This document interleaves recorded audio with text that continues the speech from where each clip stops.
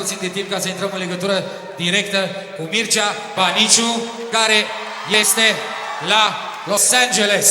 Deci Mircea Baniciu, în direct, aici, doamnelor și domnilor, aplauze pentru Mircea Baniciu. Dacă ne auzi, Mircea! Mirciu! Bună seara! Bună ziua! Aici e ziua, e soare. Suntem în plină zi. Sunt împreună cu Pasărea Colibri într-un drum extraordinar prin Statele Unite. Doamne, ce se întâmplă acolo, ce de fete, ce de fete. Cred că vă e bine, vă e extraordinar de bine. Ce să vă spun? Vă urez tuturora mai mult soare, mai multă lumină și mai multe bucurii. Eu cu Pasărea Colibri suntem cumva cu părere de rău că nu suntem și noi în sală sau invitați dumneavoastră. Și cele bune. Deci hai să cântăm împreună. Inima mea nu e întreagă dacă nu ești tu. Inima mea nu e întreagă dacă nu ești tu.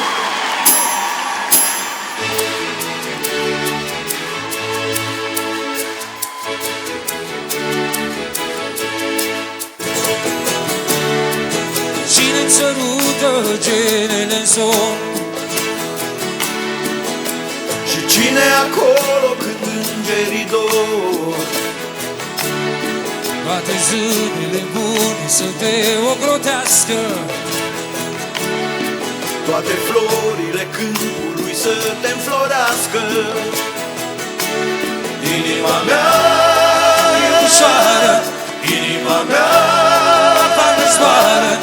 Inima mea nu e întreagă dacă nu ești tu. Sufletul tău e tot ce-mi doresc, Și sufletul meu ți-l dăruiesc. toate razele soarelui să te cunoască,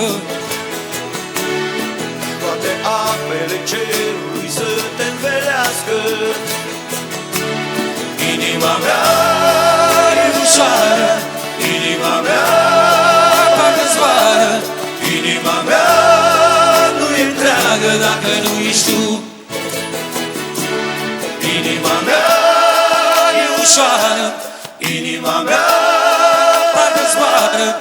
Inima mea nu e întreagă dacă nu ești tu.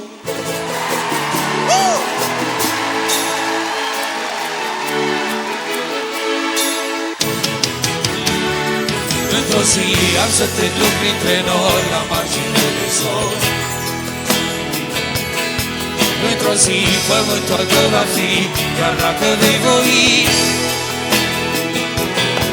Într-o zi și stelelor dori să te sărute din. Și iubirea tot a ta va fi, chiar dacă vei dori. Ia să la urmă!